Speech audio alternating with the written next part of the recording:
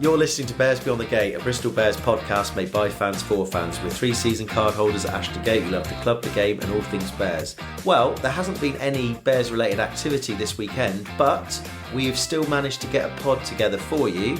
But this time, rather than talking about games that have been and games that have come, we've actually done an interview. And in the spirit of last season, when we spoke to Dave Atwood and we also spoke to Joe Joyce, we tracked down another couple of recently left Bears and had a little interview with them. And we didn't have to go too far, boys, did we? It was just over the bridge to Cardiff. And of course, that probably gives it away. We did an interview with Callum, Sheedy and Dan Thomas. And actually, uniquely for us, all three of us were on the Zoom and the two of them. So there were 5 of us on a Zoom trying to conduct an interview, which you can imagine had certain logistical challenges. And also we had to be quite disciplined in the way that we asked the questions. But it was really good of the boys to come on and do it. Yeah, they were great. They were great company. So let's listen to that now. Okay, so I'm really excited to welcome Callum, Sheedo and Dan Thomas, DT, that's what we call you boys. Welcome them to the Bears Beyond the Gate. So boys, thanks very much for giving up your evenings. I hope you're well. Callum, you're wearing your Leeds top. Is that a statement or is that just what you wear casually? Yeah, it's just my casual. I didn't actually know I had it on until you said it 5 minutes ago. So I would have dressed a bit smarter, so I apologise for that. Just out of interest, I mean, first question is why are you a Leeds fan? I do vaguely remember you saying something about it in the press ages ago, but what's the history? My granddad was a Leeds fan and my dad was a Leeds fan. So when I was young, obviously back then they were really good, weren't they? So they were the glory fans. And now I've had to deal with all the rubbish now the last 20 years. Yeah, to be honest, the worse they got, the more I loved them because it was different and no one else supported them in school and stuff. So yeah, just kind of from there, really. Fair play. And Dan, you're looking very relaxed. I mean, obviously this is going to go out audio, but we're just for the listeners, he's lying casually on his bed. I mean, that's a kind of, you're a pretty laid back sort of guy, what we always think. So you well? Yeah, all good. Thank you. Little one's currently being looked after by the parents. So some time myself is much appreciated at the moment. Brilliant. And yeah, I'm pretty sure Sheeds will agree with that. What could be better than coming on some random fan in your free time? Right, boys. So first things first. Obviously, you've both had illustrious careers and long careers at Bristol. I mean, Callum, you came through the academy, but you signed, I think, in 2014 when we were down in the championship and famously scored 22 points in a playoff final that got us promoted, and then we got relegated again. But let's not forget about that. And then Saviour, isn't it? That's what they called him. Yeah. And then Dan, you signed in 2017 from Gloucester, from up the road. But obviously now, you're both together in Cardiff. But I was just thinking about how did those sort of signings come about? And I mean, the fact that both of you had been at Bristol for so long. When you both turned up at pre-season at Cardiff this season, was it a bit like going like new boys at school? Did anybody talk to you, or did you have to walk around with each other? So Callum, maybe what was it like when you first turned up, and how did it all come about? It was nerve-wracking, I'll be honest. Me and DT still live in Bristol, so we share lifts into Cardiff now. So it wasn't like we were just walking on our own, which was actually quite nice. And to be fair, Wales is real small, so we both had people who we knew anyway at Cardiff, through mutual friends or whatever. So it wasn't too bad. But no, we definitely, I can speak for myself. I certainly had those first day of school nerves walking in and stuff. Because you've been somewhere for so long and you get comfortable with the environment and you get comfortable with the staff. And then all of a sudden you're at a completely new place. It was scary, but it was quite nice having Dan there because if I got awkward, I knew I could just it's really take the piss out of him or something. Yeah, what about you, Dan? How did you feel? No, it was same as Sheeds, really. I was quite nervous. Obviously, been in Bristol for so long, and then I was basically watching the training and started rinsing everyone out straight away, so I was quite comfortable there. But now in Cardiff, it was obviously new, so I had to put my best foot forward for this couple of weeks and just stay the course and not rinse them too hard. But I think we found our feet pretty quickly, and then the rinsing started pretty soon after that. I was going to say, I mean, was there any sort of the fact that you'd been in England for so long. And obviously, Callum, and you come from Cardiff originally, but I mean, Dan, you're like West Wales, aren't you? I mean, were you? Did Yeah. you feel, was it a bit weird? Did you get a bit of jip for sort of playing in England and that sort of stuff?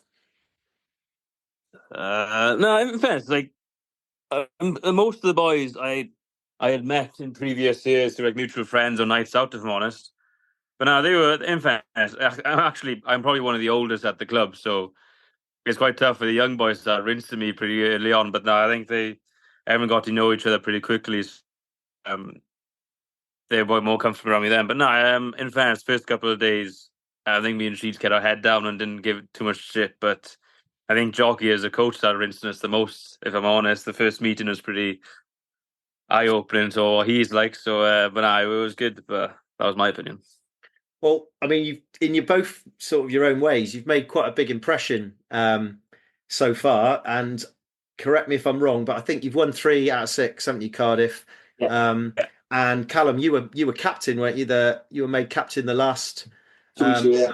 last game. And Dan, we saw some sort of stats came up on Twitter about all your turnovers, and you scored a couple of tries early doors as well. So you've obviously I assume you're really enjoying playing again, playing regularly. My question to you, Callum, is what's the URC like compared to your experiences of playing in the Premiership? Yeah, like it's a funny one. I was actually speaking about this with Joycey and Andy Uren. Like we still speak on a WhatsApp group not long ago. And for me, as a 10, I generally find it tougher than the Prem. I think I don't know if Dan will agree, but I find it a lot more physical, especially the backs.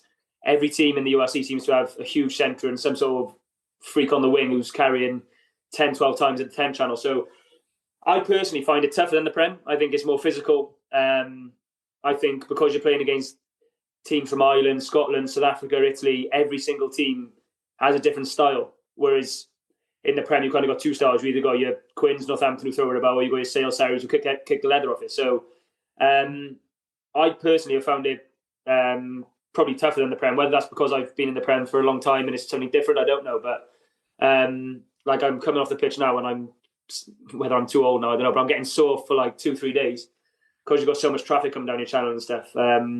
Yeah, I've been surprised because in England, the URC seems to have a bit of a bad reputation. I think people think it's some sort of like farmers league or something, but no offense to farmers, Dan.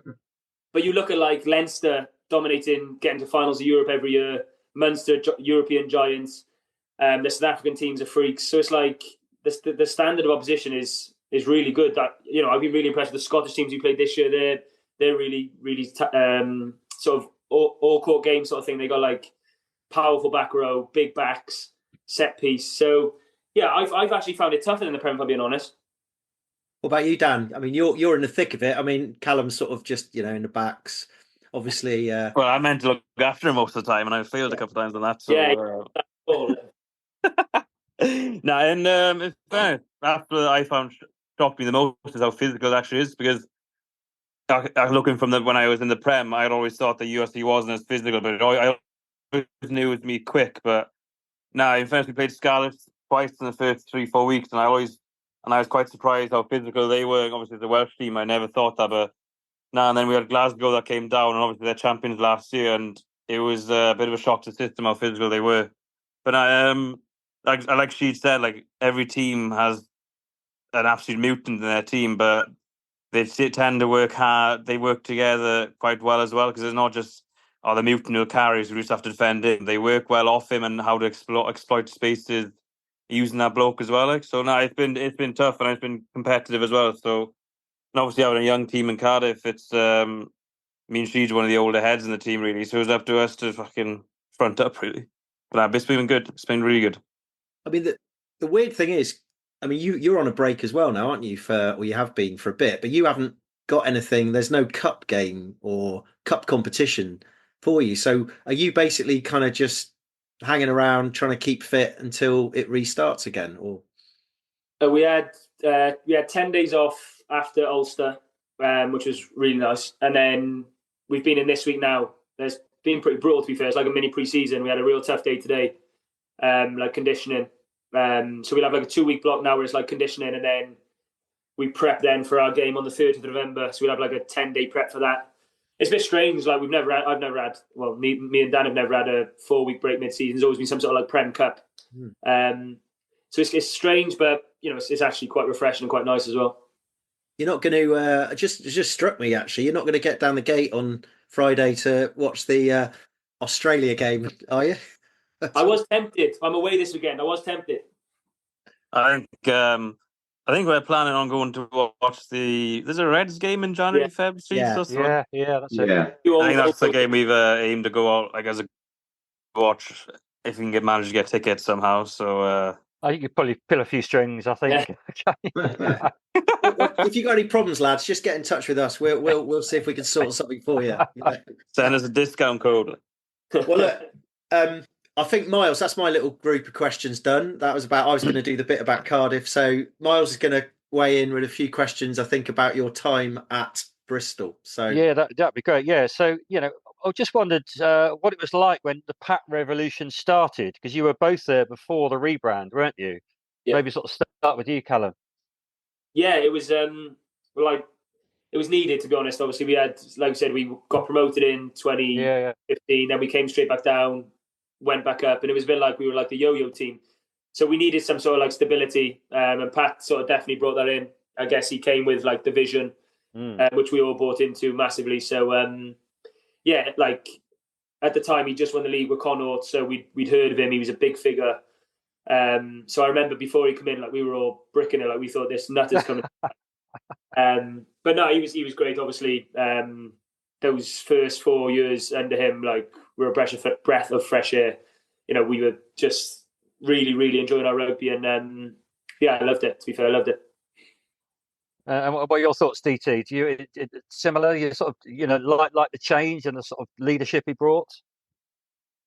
Oh, fuck, if I'm honest, I was at Gloucester and I had no job the next season. So when I was given a contract at Bristol, I had Pat come in. So for me, it was just like last chance corral for me, if I'm honest. Yeah, so I remember. Of course. No, in fairness, I'd gone through like 3 seasons at Gloucester, hardly played, just enjoyed alcohol and going out with my mates, basically, and played 16 games in 3 seasons. So coming to Bristol, I think, in fairness to Pat, that's probably what I needed, just a bit of direction. And a bit of motivation. So no, it was in fairness, I really enjoyed it first couple of seasons, really. So yeah, good. Yeah, great, excellent, thanks. All right. And also, just aside, we spoke to Joycey and Dave Atwood about, remember that 2021 season. What was it like when in the club when you went on that big run up to the semi-final? And maybe just talk a bit about the semi-final. Well, you featured Callum. It was crazy. Like we were going into games almost feeling like invincible, like we were going to win whatever happens, which was an unbelievable feeling when you're going out to a game playing Sarries, Quins, whoever, just knowing you were going to win was, it was class. And like you said, we went on a really good run. And then obviously the semi-final happened, which I think probably scarred us for about 2 years, if we're being honest. Yeah. We chatted to Dave about this. I mean, what your recollections of the day? Obviously, ultimately, there was that massive turnaround. But your thoughts on, what happened on the day? Why the sudden? It was, the first half was, the first 36 minutes was amazing, wasn't it? Yeah. Exactly how we trained, like perfect. And then I remember Charles coming off in the first half with the HIA. Yeah. And then you start thinking, oh God, because obviously he was an absolute freak show that season. And I don't know, like they scored, I think, a couple early second half, and then we started to panic a little bit. They scored one on right just time, everyone's like, oh fuck, here we go. Yeah. It was Dunbrand, wasn't it? It was it was off a restart as well, wasn't it? I think, or something. Yeah. I remember. Yeah, and then the second half just seemed to go in it was crazy. It was like an out-of-body experience. Just lost all control we did. And, I think, to be honest, obviously that was gutting enough, but I think the knock-on effect it had over the next couple of seasons, I think, personally, really hurt us as a squad. Like, we probably second-guessed how we wanted to play. Like, we got this kicking game, which was not us at all. No, absolutely. And as fans, the amount of times the flipping Briss down ball phrase, I think we just got bored of it. And that, end of last season when we sort of smashed them in the final game of the season, That was for us. That was just a brilliant moment. That's really appreciate that. And sort of after that sort of period, I mean, let's just fair to say that a few seasons after that, I guess neither of you played as much. And Callum, is there an argument to say that perhaps you fell foul of the system and perhaps you weren't able to express yourself as much? Maybe. I mean, obviously, like I said, after that, the season after, I remember we sort of become, the biggest stat we looked at then was like kick meters. And for me, that's not me at all. Like, I'm not a 10 who stands and kicks, but that's what I was trying to become. And I think a lot of people, fans included, probably thought I was just choosing to kick all the time when, and that probably pissed me off the most. The people were coming, why are you kicking? Why are you kicking so much? I'm thinking, well, if I want to play, I've got no choice. I've got to stand there and kick the ball. So yeah, I guess that was a real frustrating 18 months for me, because I just wanted to come out and say, listen, I am doing what I'm told to do.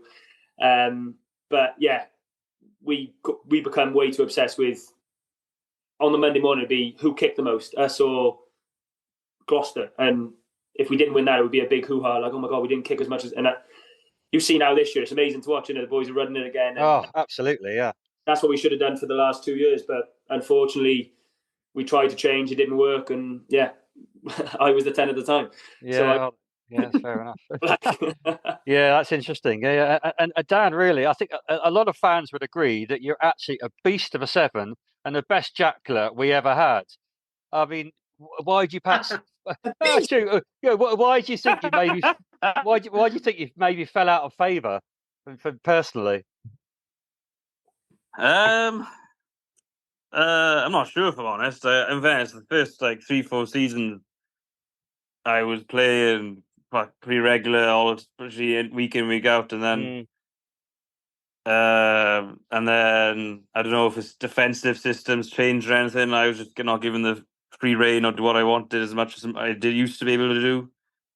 And I think us winning in 3-4 years maybe covered up the negative things I used to do in the games up quite a bit. So as soon as we started losing, maybe that just magnified what I was doing wrong in games mainly. But I'm not sure, there wasn't a moment in time where I thought, that's the turning point. But no, it was quite frustrating that 3 seasons last year. I was really frustrated how things went, because I personally felt as if I was still playing pretty well, and then I wasn't getting the rewards for it, or I was just not getting picked for it. So now the last three seasons I had at Bristol was really frustrating for me, because it's not how I wanted my career to finish at Bristol, really. Yeah, absolutely. It seems frustrating for fans too. I mean, we thought you were playing great every time you came on, and we couldn't quite understand why you weren't getting picked either. But we're not the boss, are we? Yeah, exactly. But no, it was frustrating. Obviously, a lot of fond memories of Bristol, and the way we played and stuff really suited me. And the last couple of seasons, we did change quite a fair bit how we wanted to play. So that didn't really suit me either. Like Sheed said, I was in the same boat as Sheed. Isn't the kicking game, and basically the South Africa style game didn't suit me, because I'm about 100 kilos soaking wet and about fucking 5'9". So yeah, so that had a big effect on my selection and stuff. But no, it was just frustrating last 3 seasons for me, if I'm honest. Yeah, absolutely. Well, Miles did a good job there, mate. Well done. That's your first interview. So it's Lee. We're going to move over to Lee, who's going to ask you a few questions. Hiya, fellas. First thing I want to say is that I don't know if you could see this, but He's got a Welsh cut. I thought I'd put this on show for you boys today. Actually, without wanting to regurgitate too much of what you've said about Bristol Ball, but what do you guys think? What were your opinions on us actually starting to? Why did we change our game and have this, crisis, confidence crisis after Bristol Ball? What do you think was the psyche then after that? That's a good question. I don't know. Like, we came in the year after, or half through the year after, I can't remember, and it was like I remember we had a meeting, and it was like, I can't remember, 8 out of 10 games where the team kicks more meters than the other team will win. So we thought, we got presented that this is how we win games, and we're all sat there like, right. But in hindsight, like as a 10, as a leader, like I wish I said, that's probably not the way we do it. But hindsight's a wonderful thing. I've bought into it as I bought into everything we did, and it, like Dan said, it wasn't us, it wasn't the Bears. So I don't know what the psyche was behind it. I don't know who was the brains behind it. I don't really know. when South Africa won the World Cup, and we just yeah. And I just wanted, sorry, Callum, I just want to say that from our point of view, it was very strange for us as well, watching you on the pitch, knowing that that's not the way you play usually. That's not your game, and I think then we lost a bit of clarity in the way we're playing, and it almost felt like the club ethos that we'd built up over that 4 or 5 year period previously, it felt like it just completely had collapsed just on that, like overnight on that one game. And I do agree with you. I think it's taken such a long time for us to get over that game in particular, to bounce back.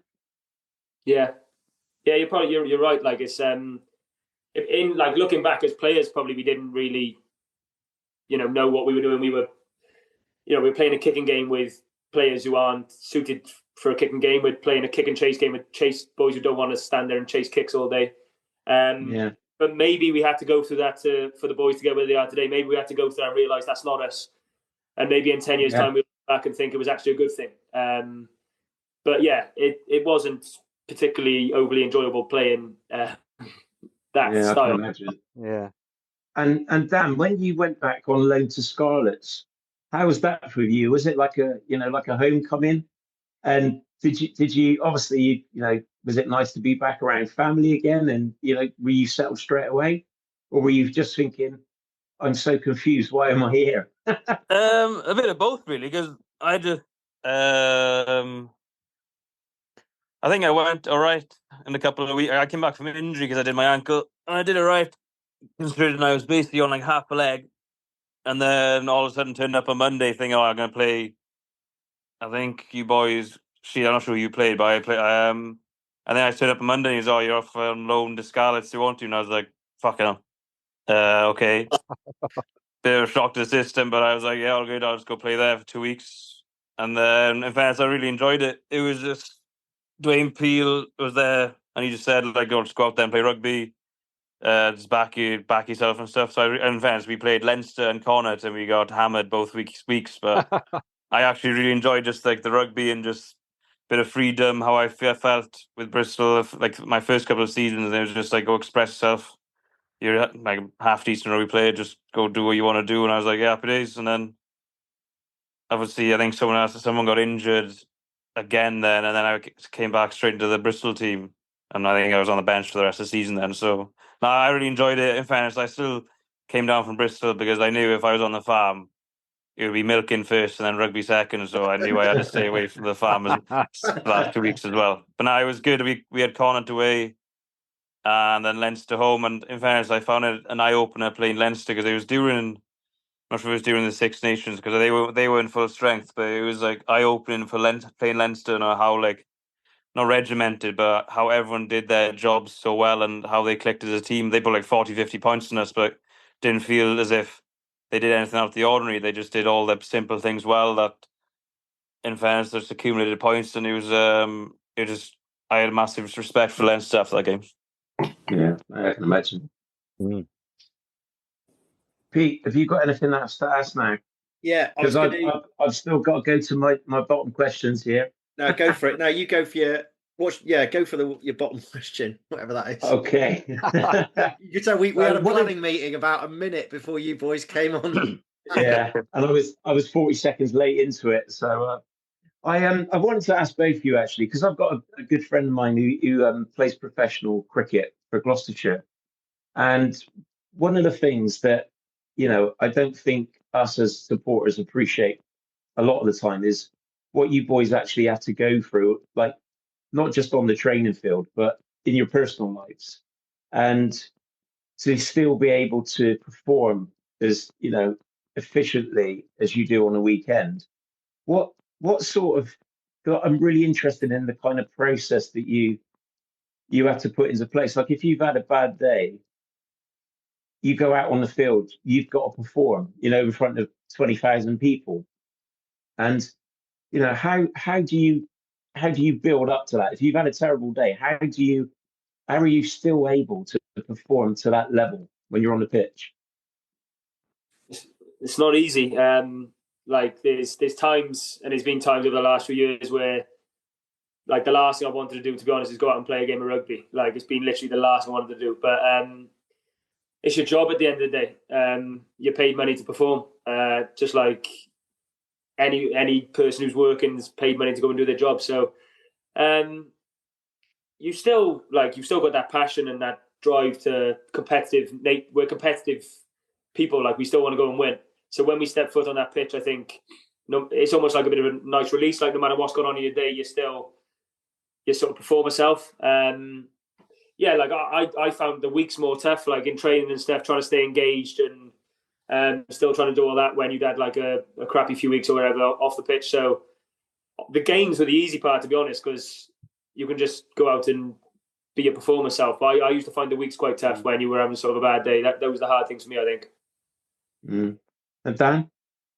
Yeah, I'm similar to Sheeds. Like, at the end of the day, it's my job, so I have to do well and I'll be honest with you, it's a privilege for us to be able to do it as a living, if I'm honest, because there's a lot more tougher things going on in the world than playing rugby. So if I turn up on a Saturday, I wasn't emotionally or mentally there, then I think that's a kick in the teeth for everyone else. So for me to turn up on a Saturday and just play 80 minutes as best I can, I think it's not easy, but it's just something I can mentally switch on to quite easy, because it's a short career, so I got to make the most of it. And if I don't, then I'll be milking and pulling for teeth sooner rather than later. So that's my mentality at the moment.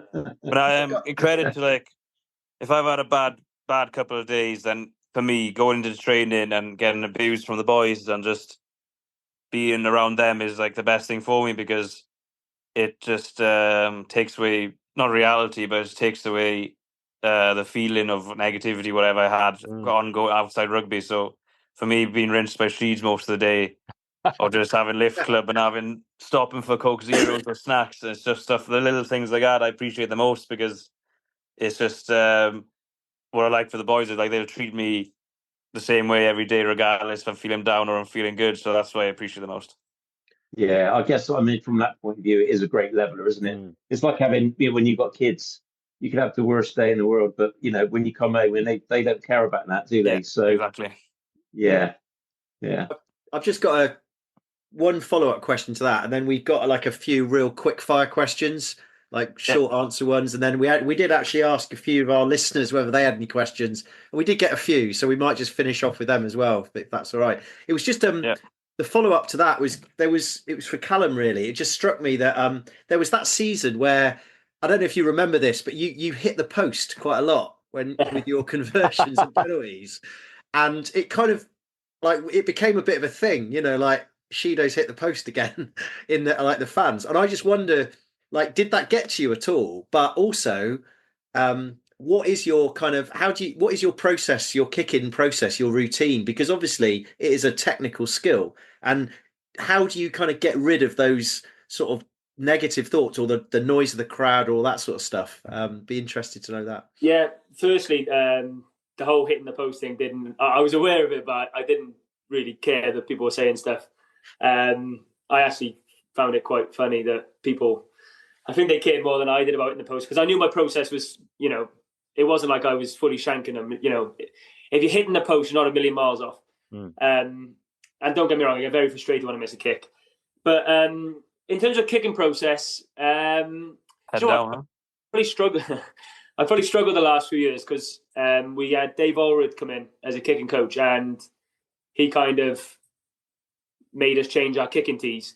So I changed my kicking tee 2 seasons ago when he came in, and my percentages went from like 85 to like 60. Like, genuine, it was terrible. And I started getting to my own head then, because I was like overthinking things. And I'm back to my old tee now, so hopefully my percentages will go up a little bit this year.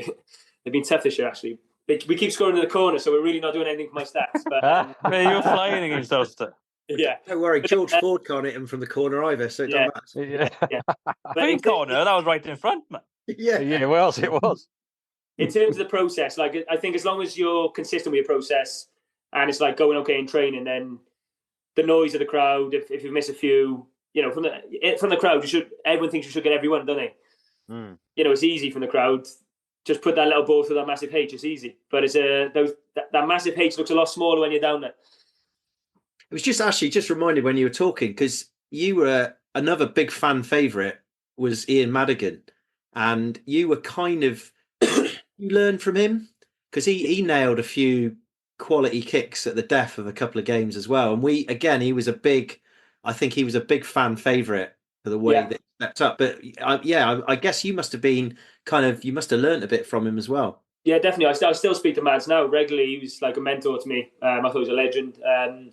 But yeah, I remember when I first started kicking off that telescopic tee, he was the one who got me the tee, introduced me to it. And I was with him, Bruce Rehana, Beanie, and I used to spend hours with Mads talking about kicking because I reckon he's probably the best goal kicker I've worked with, to be honest. Like in training, he was a freak. Like we'd have competitions for coffees, and I don't think I ever won one in the 3 years I played with him. He was dead eye, dead eye. We used to say he loved his coffee, didn't he? Yes, he did. Turn away straight away if he knew it was. Yeah. So we used to watch him rather than the ball, and you knew that as soon as he turned away, you knew that it had gone in. It was amazing. He struck an amazing ball, to be fair to him. He was spot on. What about your kicking, Dan? Any good? Terrible. Can you do a torpedo? In fairness, wouldn't mind a little torpedo, but the chances of actually coming off as a torpedo was probably 50-50. The other one would probably spiral to touchline. Have you ever tried a grubber in a game? Don't tell him this. I don't think I have actually. I think if I tried a grubber in a game, I think I'd be playing for fucking Dings Crusaders the week after. Well, maybe. Right, boys. We've taken up a lot of your time. We really appreciate it, but we have got a couple of quick fire ones. So, just short answers on this. All right. So I'm going to do. Am I doing the first 3? Miles, is that right? Go for it. Yeah, go for it. Yeah. So here's the first one. I'll ask both of you. I'll go Callum first. Dry robes at Ashton Gate, yes or no? Dry robes? Yeah, fans wearing dry robes at Ashton Gate or any rugby stadium. No. Is that acceptable or not? No. No. Dave Atwood thought it was fine, by the way. Yeah, that's Dave all over that. Exactly. He thought he was talking about we could get branded ones and Bishop Bear should have them. Dave all over. What about you, Dan? Dry robes on the farm? I can't stand dry robes. I think it look terrible. Yes. Yeah, we had quite a big thing about that where we made a big thing. We were taking photos of people wearing them at Ashton Gate and saying it was unacceptable. All right, there you go. Good. Second question. Thinking back at the time of your whole time at Bears and Bristol before they were Bears, who do you think was the hardest man? I'll go Callum first. I'll go a bit of a throwback. Dave Lemmy. Oh yeah. He was terrifying. I'll tell you a quick story. I remember we were out in France and we were on Font-Romeu and there was a few punch-ups in training and it was real niggly. And he was our captain at the time. And I remember he stood in the middle of the circle. There was 35 blokes around him and he said, all this fighting is bullshit. He said, if anyone wants to have a fight, he said, I'll be in the car park waiting for you. And he stood there for an hour and not one person went anywhere near that car park. He was hard. That is brilliant. What about you, Dan? Alapati Leua was mine. Yeah. He was beast, wasn't he? Man of not many words, but you respect him and you know if he wanted to flick that switch, you'd knock you clean up probably. Yeah. I'll tell you what, Joycey said, we asked him that question and he said Alapati. He said exactly the same thing. And he said, hasn't he got any ACLs or anything? He's got no ligaments or something, apparently. Yeah, his legs are so strong, they just keep him together. But he's a legend. He is a legend, yeah. Right, next one. This is for Callum specifically. Do you miss Harry Randall? Has he asked that? No. No. I don't know him that well. But because there was a time where you were the kind of, like Liverpool in the late with the Spice Boys. I thought you and Rands were the kind of the Spice Boys around Bristol, the young lads. No, he's still like one of my best mates now. I still see him, speak to him pretty much every day. So, no, I probably speak to him more now than I did in the club. So, I don't miss him. I wish I seen him less. Well, actually, this week, yeah. Same question to Dan then. Similar one. Who do you miss the most at Bristol? Of my whole time in Bristol? Yeah. Who was your best friend? Who was your Well, special friend? in fairness, I got Sheedy as my best friend, but I see him every day now. So I came as a package into Cardiff. But no, in fairness, I had a lot of boys I miss really. Obviously, Bat, Stacks, Dolph, and all them. But in fairness, I speak to most days as well. So it's not. I probably rather it now because I don't have to put up with them every single day. Nice one. Miles, you got any quick fire? Yeah. Quick fire question for Dan. So, Dan, are you still bench pressing sheep, or is that just a COVID thing? No, that was just a COVID thing. I've retired the sheep now, so sent out to pasture. Ah, good stuff. And both of you, really, what do you do to relax now, apart from just lying in beds and in the evening without your kids? What about you, Dan? I go to arm wrestling clubs. What, to participate? Yeah, well, basically, my wife Does your coach know this? Well, flip it. Yeah, I think so. Well, I think she's probably brought it up, really. But because I missed it on paternity leave for 9 months, and I was in Bristol on my own while she was back in Carmarthen. So I saw something on YouTube once, and I searched it up, and then just me and 4 Ukrainian blokes in the garden shed every Wednesday evening. Right. Oh dear. And Sheeds, have you got something a bit less sort of salubrious that you enjoy to relax? I'm a bit lost at the moment because I was coaching the last 4 years at True Valley, but I've stopped that this year. So, okay. Yeah, I'm very, very boring at the moment. I'm dog walks and. How are they doing since you left? But I don't want to speak bottom of the league, but it's a coincidence. Fair play, brilliant. That's Thank where you. In that oh God, I've forgotten his name. Let's forget that question. Like ex-Bristol player, he's Chew Valley. Anyway, Mark Regan. Yeah, Regan. Yeah, Ronnie. Yeah, that's it. Yeah, that's the one. Yeah, he's down there. He's down there all the time. Yeah. Yeah. Oh, there you go. Have you? Oh, you haven't got a quick fire one, Lee, have you? Yeah, but if you don't mind, I'll ask this one. For Callum, could you answer this first? But it's to both of you. What was your best moment on or off the field at Bristol Bears? Ooh, the two that probably stand out would be the Doncaster playoff 2015, I think. Yeah. That was just like surreal. That was unbelievable. And then winning the European Cup out in France was amazing. It was just a shame it was COVID because we couldn't get any fans out there. That one. Yeah, that mug there. Yeah. Yeah. So yeah, it's a shame because obviously the Bristolians would have been out there in their numbers. So that was cool. And then we got to have a good drink in the hotel, which was good fun. Yeah, we pushed Miles over an Asda trolley on that evening. We got absolutely levered that night. Watching it on telly, and then we were on radio. We got on Radio Bristol as well afterwards as some fans, and like Jeff Twentyman was we were live on Jeff Twentyman, and it was just shouting down the phone at him. It was we enjoyed ourselves. And Dan, what was your best moment, Dan, on or off the field? In fairness, on the field, I've had a load of great moments to my mates and stuff. But off the field, for me, there was two nights out I've always remembered. So I was after the Toulon game in the hotel. So obviously we couldn't leave the hotel afterwards. We all drank by the bar, and I thought that's probably what brought us closer than ever because we was in each other's pockets for about 3 days straight. And then she didn't remember this well. The second season I had at Bristol, we had Newcastle away. And she's a part of it. So we had a 3-day bender for the 3 days following it, and then we had fitness tests on the 4th day. But then 3-4 days I loved them, and one of the memories always stick with me for the rest of my life, basically. Brilliant. Yeah, that's brilliant. I've got a funny little question as well, both of you. So you're both there at the time of semi-round Ranger. Did he ever learn the words to the Blackbird? Gotta be truthful. Do you think he ever knew what the words were, what he was singing? He probably knew it in Fijian. He had a very select few English words. Pass me the ball, he used to say. Give me ball and I score. That's all he needed to know. Brilliant. I think we'll let him off with that singing, or lack of it potentially. Brilliant. Thanks, Jeps. I got one more question. I'm just looking at some that we got sent from some of the listeners, but actually I think we've covered quite a lot of them, to be honest, just generally. But there was one he's a good mate of ours, actually, as in the fact he listens to the podcast and tells us he likes it. So he's a good mate.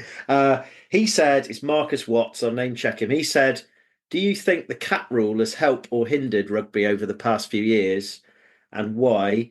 I guess his interest was in the context of England rule around not picking overseas players. But I guess from your point of view, you two, I mean, Callum, obviously you've already got 14 caps for Wales.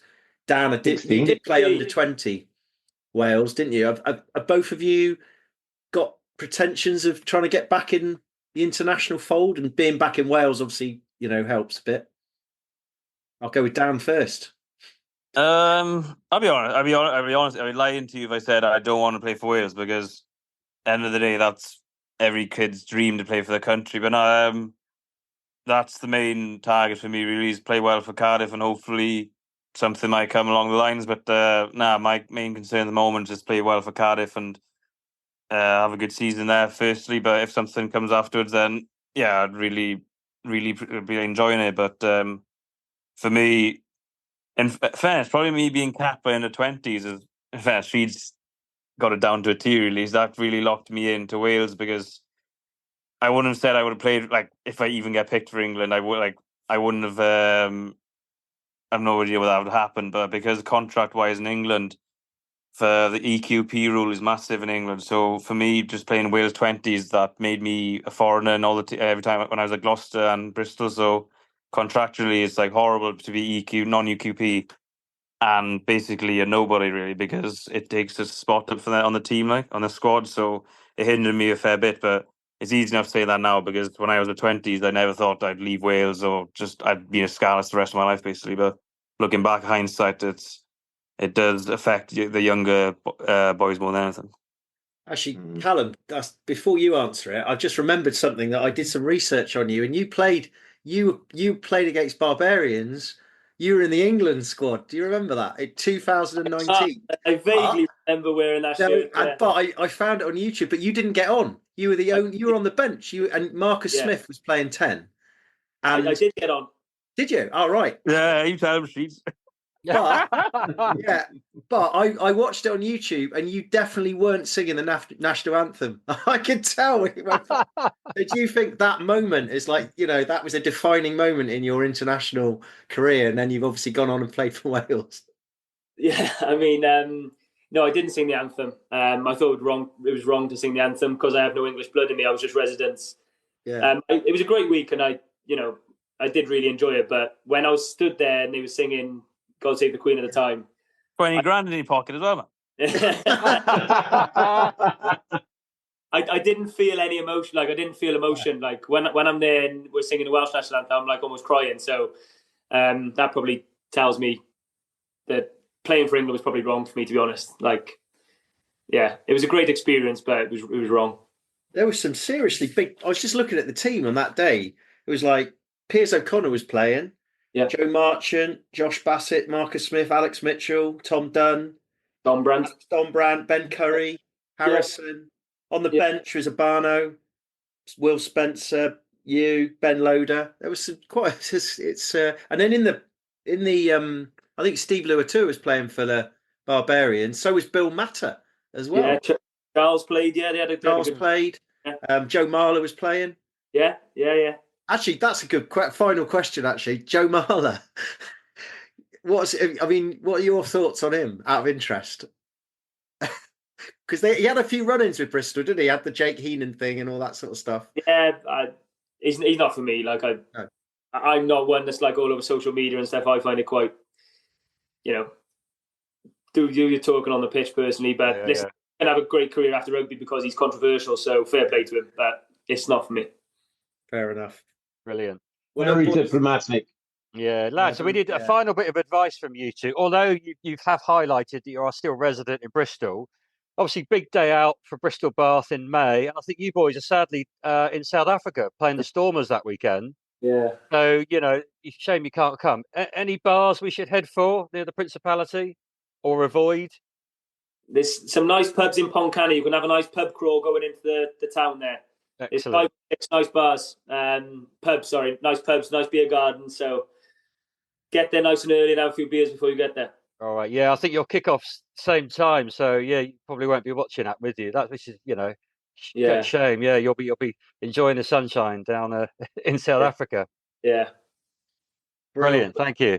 Well, look, lads, I think that's really good. I really appreciate you giving up a lot of your time for us, and thanks. It's been really good. So yeah, we'll do some sort of editing on this at some point and stick it out. And I'm sure. No, I mean, seriously, I think we do have a reasonable number of listeners, and they'll be really. I think they'll be really sort of pleased to hear what you've got to say, and some really interesting stuff that we just don't know as fans. So we really appreciate your honesty. But Lee, you got one more question? Yeah, I just wanted to sum that up, actually, Pete. We wanted to say personally, lads, that we genuinely did appreciate everything you've done for us in a Bears shirt and on and off the field. You've been massive ambassadors to Bristol Bears and part of the whole, the rebrand process. And we just wanted to say, like, genuinely, we are genuine, massive fans of you boys. Thank And you. we were gutted when you left, absolutely gutted. And it's so good to see you pushing on now with Blues and doing so well, Thanks very much. Appreciate that.